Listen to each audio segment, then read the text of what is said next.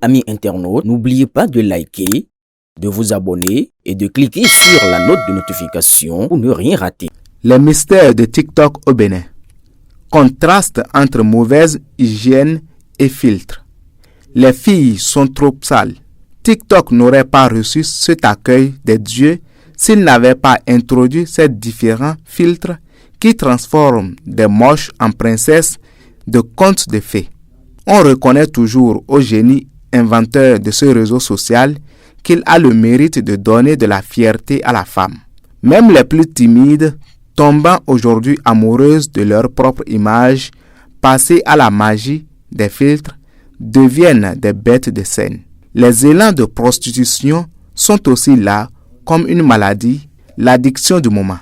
Toute chose qui a donné lieu à une nouvelle forme d'économie très florissante que les services fiscaux de la République du Bénin doivent vite prendre en compte pour grossir l'assiette fiscale nationale.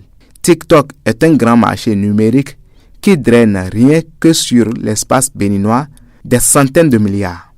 Il est surtout le restaurant des hommes mariés qui, fuyant la routine conjugale, peuvent se choisir sans autre intermédiaire une compagne du soir contre juste un peu de sous.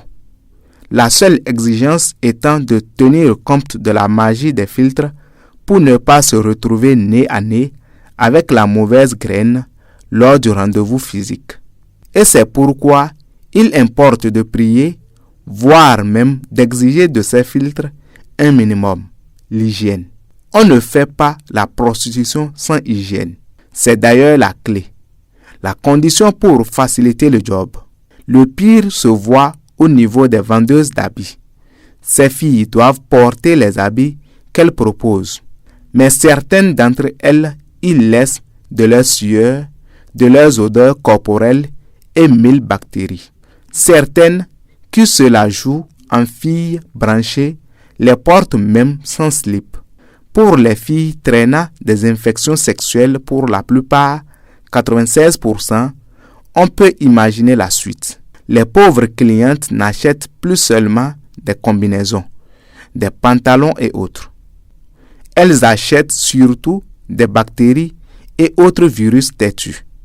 Les centres de santé en savent quelque chose. La pauvre responsable du Shade Store en paie le prix fort. Elle est toujours obligée de jeter certains habits. Après l'essayage de quelques clientes qui se comportent comme des truies avec des odeurs capables d'alimenter un brûleur à gaz domestique pendant des jours, celles-ci salissent la marchandise. On doit exiger de ces clientes une vraie douche avant ces essayages. La santé de tout le monde en dépend. Ces filles sont sales comme si elles n'avaient jamais eu de maman pour leur prodiguer ce minimum d'hygiène indispensable dans l'industrie du sexe. Car TikTok est devenu au Bénin une grosse industrie du sexe, évidemment bas de gamme. Il va falloir dénoncer ces camions de bactéries pour le bon plaisir des hommes mariés que nous sommes.